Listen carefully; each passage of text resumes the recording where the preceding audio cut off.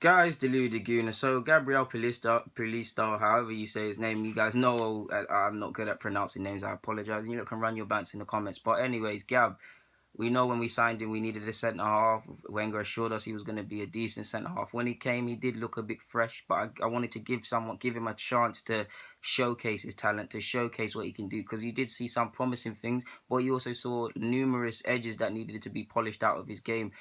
I mean, we all fell in love with him somewhat after he got sent off against Costa, because we haven't seen someone stand up to any player at Arsenal in many years. So yeah, he's now 26, turning 27 in November, I believe, and he's linked with Valencia, and I believe he should go. Yes, he's coming back from his injury, but if you remember how he got injured, that sums up Gabriel. There was no need to come charging and diving in against Everton in the context of the game. Yeah, man, he's just not sensible. And at 26, 27, to still be playing like that with his contract up in 2019, it doesn't make sense.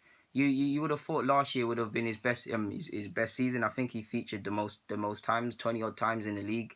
Last year I think no 27 appearances, 19 in the league. That's his best season of date. I think 2015, 16, 21 starts, 15, 14, 6 starts.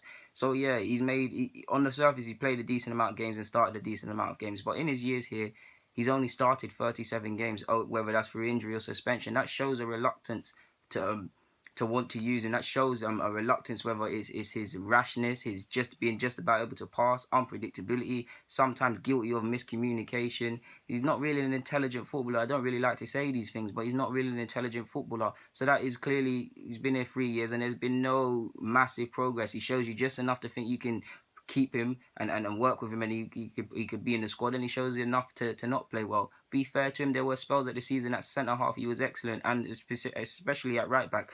I believe he played against West Ham at fullback. He played very good, if I'm not mistaken. Credit where it's due, he's been good. The FA Cup semi-final, if I remember correctly as well, he was decent against City, excellent. But there's also games like Liverpool away, like Palace getting when Benteke, he was probably at fault for a lot of them goals. There's incidences like that where he's shown where he can't progress, and at 26 turning 27, for me, you haven't left Chambers and Holding, and you're clearly not at the level of Koscielny and Mustafi. So with that in regards, I know Chambers' future is probably not going to happen here, which is silly by our club. I'd rather sell Gabriel and give them chances, because if I'm honest, I'm actually more confident in them. They look more assured of themselves. They're better passes. Their communication is better. He can just about pass. I'm not even trying to get onto him. Like, if you look at it, he just about completes the moves. At times he plays a lot of blind passes. Yes, he can, on his day, he can be a decent and reliable defender, but it's not enough for the money that's been spent. Yes, it's not a lot of money, around 12 or 15. The roughly 3 years here, and there's no improvement. There's no improvement, and there's young players that are pushing. There's old players that are already established.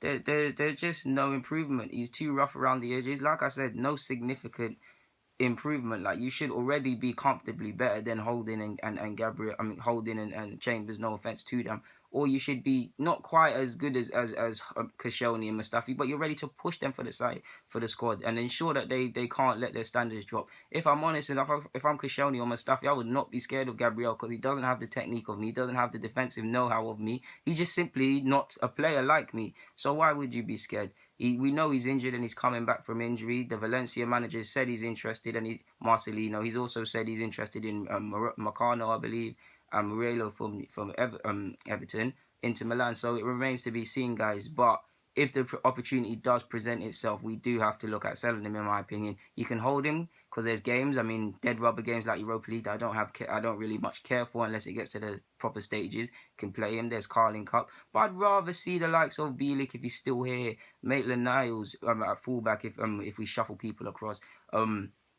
Who else? Chambers, Holding, all of these guys. I'd rather see them get the game time than Gabriel, because clearly Gabriel, barring a miracle, I'll stand here if I'm corrected, is not going to improve dramatically and is not going to become a main player or a reliable backup for us. So his days are almost numbered. I can't see him getting a new contract in 2019. Anyways, guys, Deluded Goon, I'm signing out. Just thought I'd get that off my chest, to be honest with you, in regards to Gabriel being linked with Valencia. Yeah, I'm signing out. Get in the comments. Yeah.